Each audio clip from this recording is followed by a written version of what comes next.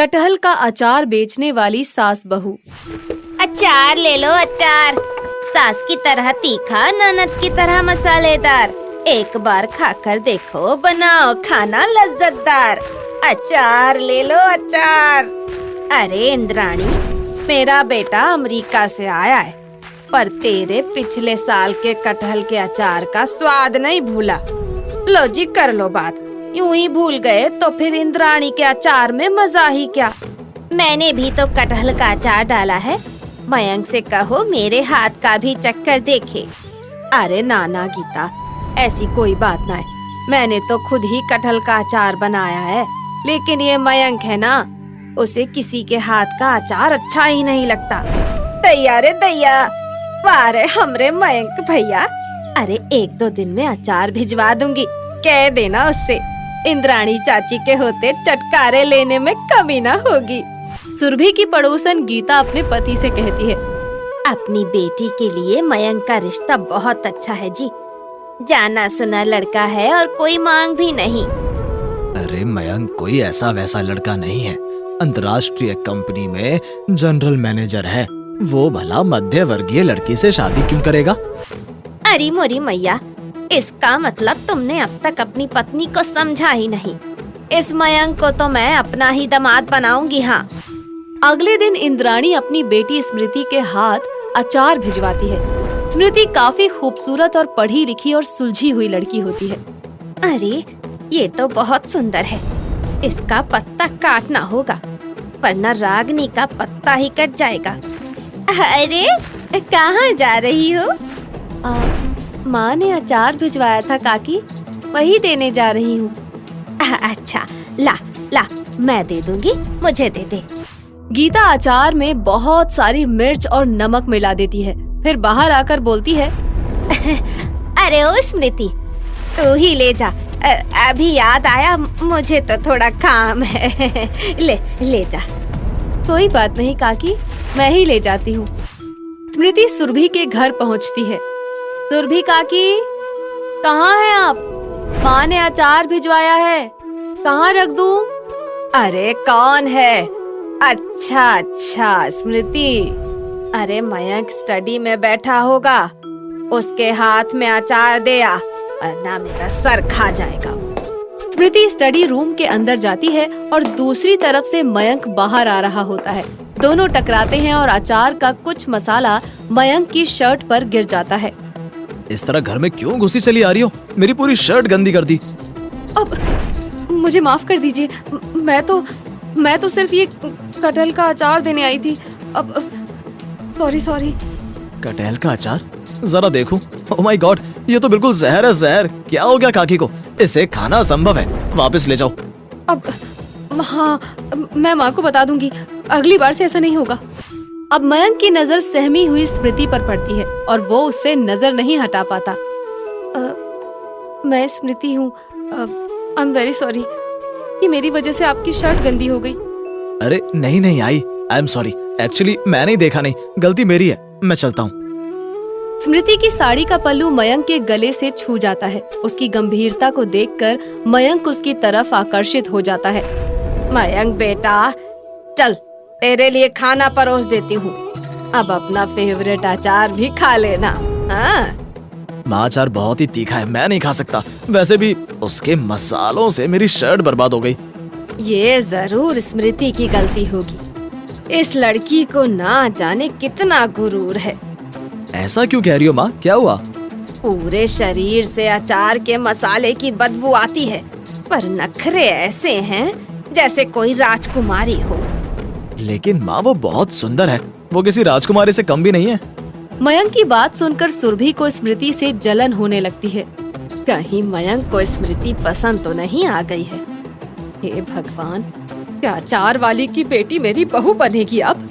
नाग पंचमी के मेले में मयंक मन बहलाने जाता है, जहाँ उसे स्मृति दिखाई देती है।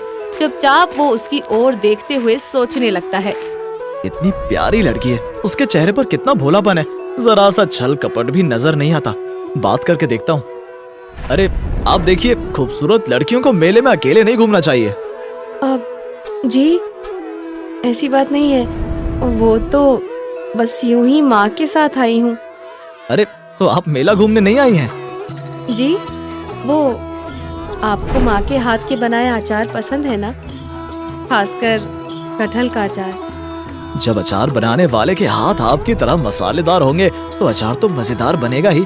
मुझे अचार वाली भी पसंद है। आप वो माँ ने यहाँ पर अचार की दुकान लगाई है, आप आइए ना। कटहल के तो कई तरीके के अचार हैं, सूखा अचार, मसाले वाला अचार, अचार खट्टा मीठा अचार, मेरा मतलब खट्टा मीठा अचार, कटहल का अचार। आओ आओ बाबूजी, तुम्हारे कदम बहुत शुभ हैं। मुझे अभी अभी अचार का बहुत बड़ा ऑर्डर मिला है। हाँ चाची, तुम्हारे घर तो लक्ष्मी जैसी बेटी है, लक्ष्मी तो आएगी ही।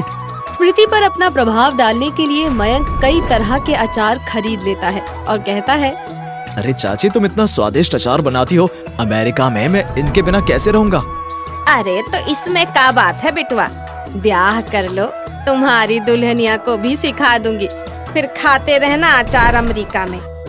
मयंक घर पहुंचता है और उसके हाथ में इतने सारे अचार देखकर सुरभि को अंदाजा हो जाता है कि दाल में कुछ काला है। वो कहती है, ये क्या, तू तो कटहल के सिवा कोई अचार खाता ही नहीं, फिर इतने अचार क्यों ले आया है? अरे माँ, मैं तो तुम्हारे लिए अचार वाली भी लाने वाला हूँ, तू बस हाँ कह दे। क्या बकवास कर रहा है, मैं समझी नहीं कुछ। सुरभि घर के दरवाजे पर सर पकड़कर बैठ जाती है। गीता पूछती है, क्या हुआ भाभी जी, ऐसे क्यों बैठी हो? सब ठीक तो है ना? मेरा तो दिल घबराने लगता है तुम्हें उदास देखकर। अरे क्या बताऊं, जिसका डर था वही हुआ। मुझे तो लगता है मयंक का दिल उस अचार वाली की बेटी पर आ गया है। हाय राम, क्या कह रही हो भाभी जी? मैंने तो पहले ही कहा था मयंक का रिश्ता मेरी रागिनी से कर दो, नाक तो कटने से बच जाएगी कम से कम।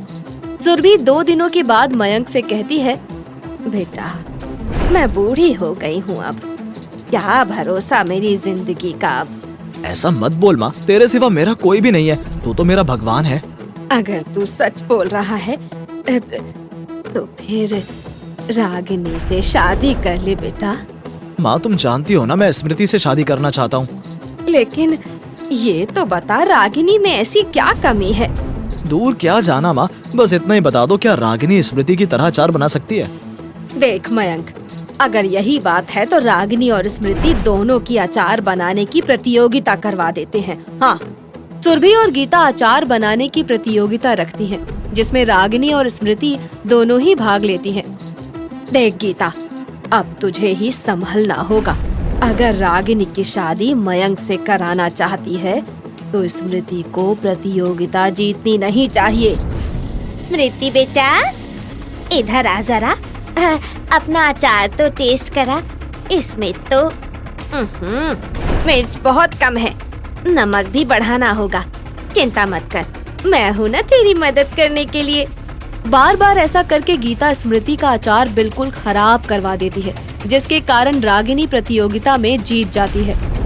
लो, हो गया दूध का दूध, पानी का पानी। ये है अंगूठी और इसी समय रागिनी के हाथ में पहना दे बेटा। मयंक मजबूरी में रागिनी के हाथ में अंगूठी पहना देता है। माँ, मैं 6 महीने के लिए शहर जा रहा हूँ, मुझे एक नए सॉफ्टवेयर की ट्रेनिंग लेनी है। अब तो तुम्हारी देखभाल के लिए रागिनी भी है, अपना ध्यान रखना। मयंक अपना बैग उठाकर घर से चला जाता है। मयंक के जाने के कुछ दिनों बाद इंद्राणी स्मृति के साथ सुरभि के घर के सामने से गुजरती है। क्यों इंद्राणी, आजकल अचार बेचने नहीं आती हो? अरे क्या बताऊं भाभी जी, मयंक लल्ला तो हमारे लिए बड़े ही शुभ हैं। उनके पैर रखते ही हमें 50 किलो अचार बनाने का ऑर्डर मिला है। 50 किलो? अरे अकेले भला इतना अचार कैसे बना पाएंगी आप? ना ना भाभी, तुम नहीं जानती, मैं तो बस अचार में मसाला मिलाती हूँ, पूरी नाप तोल तो वही करती है। तभी इंद्राणी का फोन बजने लगता है। हेलो, हाँ, क्या कहा? आप दादी अम्मा अचार कंपनी से बोल रहे हैं? अच्छा, आपको हमारे कटहल का 40 किलो अचार चाहिए, वो भी 15 दिन के अंदर। इंद्राणी हाथ जोड़कर जल्दी जल्दी बाजार की तरफ जाने लगती है। तभी सुरभि का बदन कांपने लगता है और उसे तेज बुखार आ जाता है। अरे काकी, क्या हुआ आपको? आप तो कांप रही है। आपका शरीर तो तप रहा है। लगता है बहुत तेज बुखार है। आप मेरे साथ डॉक्टर के यहाँ चलिए। नहीं नहीं बेटा, मेरी होने वाली बहू रागिनी पास ही रहती है, उसे बुला लूंगी, तुम बस मेरा फोन लगा दो। इंद्राणी फोन लगाकर सुरभि को दे देती है और उसे घर में ले जाती है। हेलो बेटा रागिनी, मेरी तबीयत बहुत खराब है, शरीर कांप रहा है और तेज बुखार भी लगता है। मुझे डेंगू हो गया है। मयंक भी घर पर नहीं है, क्या तुम आ सकती हो अभी? रागिनी फोन काट कर अपनी माँ से कहती है, ये क्या माँ, मैं किसी की नौकरानी बनने नहीं जा सकती। तुम तो कहती थी मयंक से शादी करके मैं अमेरिका चली जाऊंगी और रानी की तरह राज करूंगी, और यहाँ देखो नौकरानी बन गई हूँ मैं। अरे तू चुप रह, मैं बात करती हूँ। हेलो, हाँ सुरभि बहन, रागिनी आने के लिए तैयार हो रही थी, अब कि अचानक ही उसका पैर फिसल गया। मेरी कमर में भी बहुत दर्द है, वरना मैं ही आ जाती। आपको किसी को बुलाने की जरूरत नहीं है। जब तक आप ठीक नहीं हो जाती, मैं यहीं रहकर आपकी सेवा करूंगी। मैंने तो तेरे साथ प्रतियोगिता में कितनी नाइंसाफी की, फिर भी तू मेरी सेवा करना चाहती है। मैं वो सब भूल चुकी हूँ चाची। इंसानियत से बड़ा कुछ भी नहीं होता। नहीं नहीं, कितनी मेहनत करने के बाद अब तुम्हारे पास अचार के ऑर्डर आए हैं, तुम अपने ऑर्डर पूरे करो, जाओ। जब तक मयंक बाबू घर वापस नहीं आ जाते, मैं आपको छोड़कर कहीं नहीं जाऊंगी। कहीं नहीं जाएंगे हम। अरे हम पड़ोसी हैं, कोई दुश्मन थोड़ी हैं। स्मृति सुरभि की बहुत सेवा करती है, लेकिन रागिनी उसे एक भी दिन देखने नहीं आती। कुछ दिनों बाद घर के बाहर कार रुकती है। अरे कहाँ हो बहन, मुझे 10 लाख का चेक मिला है। अचार कंपनी की तरफ से बाजार में हमें एक बड़ा शोरूम दिया गया है। हमारी तो किस्मत ही बदल गई बहन। इंद्राणी, तुम्हारा दिल बहुत बड़ा है। मैं तुमसे एक छोटी सी चीज मांगना चाहती हूँ, अपनी स्मृति को मेरी बहू बना दो बस। इंद्राणी को विश्वास नहीं होता। सुरभि उसे गले लगा कर कहती है, अरे मेरी अचार वाली, आज से तू समधन हुई। आज के बाद मेरे यहाँ आने वाले अचार सबसे ज्यादा चटपटे होने चाहिए, समझी? अरे अचार वाली सासू माँ, सब कुछ भूल जाना, पर मेरे कटहल का अचार पैक करना मत भूलना, क्योंकि कटहल के अचार नहीं तो मेरे जीवन में चटपटे स्वाद भरे हैं। और इसी तरह से सब लोग खुशी खुशी रहने लगते हैं। आ गए आप? आ ही गए हो तो चैनल को सब्सक्राइब कर देना, और वीडियोस अच्छे लगे तो लाइक और शेयर भी कर देना, और बेल आइकन जरूर दबा देना ताकि आपको नई वीडियोस की नोटिफिकेशंस मिलती रहें।